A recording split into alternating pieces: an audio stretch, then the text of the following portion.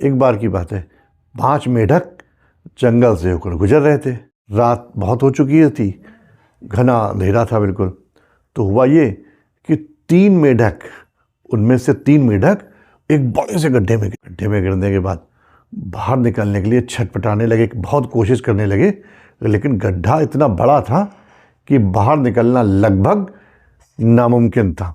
तो उसको देखकर ऊपर जो 2 मेढक बचे थे, उन तीनों मेढक से बोले कि ऐसा है, अब तुम लोग कभी निकल तो पाओगे नहीं इसमें से, गड्ढे से, क्योंकि हम ऊपर से देख रहे हैं इतना गहरा गड्ढा है, तो कोशिश करना बेकार है। तो मेरी मानो तो तुम यहीं नीचे ही सोचो तुम्हें क्या करना है और कैसे करना है, क्योंकि कोशिश करोगे बेकार जाएगी। उन दोनों मेढकों की बात सुनकर जो नीचे 3 मेढक गिर गए थे, उनमें से एक मेढक ने सोचा कि बात तो ये सही कह रहा है, हम कोशिश भी कर रहे हैं तब भी कुछ नहीं हो रहा है, अब हमें लगता है पूरी ज़िंदगी यहीं काटनी पड़ेगी।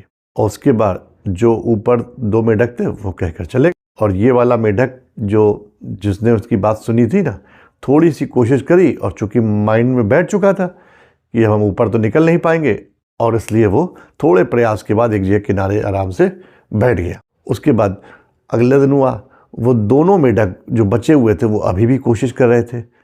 मेढक उधर से फिर गुजरे, फिर उन्होंने नीचे झाँका और पूछा, अरे तुम लोग अभी भी लगे हुए हो? वो देखो तुम्हारा समझदार मित्र, वो उसने अपनी कोशिश बंद कर दी है, क्योंकि उसे मालूम है निकल तो पाएंगे नहीं, और तुम लोग अजीब हो, समझा रहे, समझ में आ नहीं रही है, अभी भी लगे हुए हो, कुछ फ़ायदा नहीं है, टाइम वेस्ट कर रहे हो बिल्कुल अपना, ऊपर निकल ही नहीं पाओगे, थक जाओगे, थक के चूर चूर हो जाओगे, फिर समझ में आएगी मेरी बात।